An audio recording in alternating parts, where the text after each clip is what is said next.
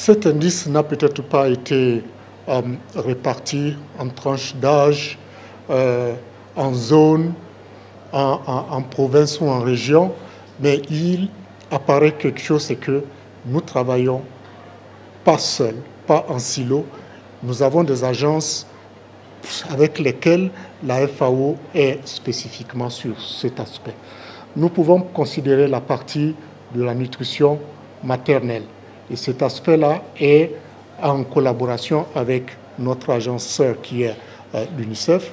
Nous avons le PAM qui intervient, je l'ai mentionné tantôt dans le programme d'urgence, qui intervient sur les aspects distribution alimentaire et la mise à disposition des farines équilibrées.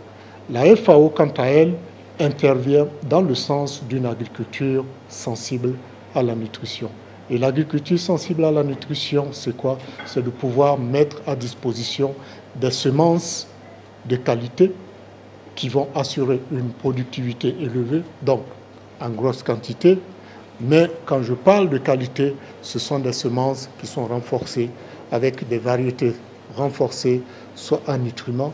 C'est aussi comme les patates douces à chair orange, c'est des variétés de haricots qui sont bien adaptées et certaines variétés de maïs, mais aussi la diversification de la production. Et cette diversification doit pouvoir aller dans le sens des produits animaux, notamment la viande, le lait, les œufs et la volaille.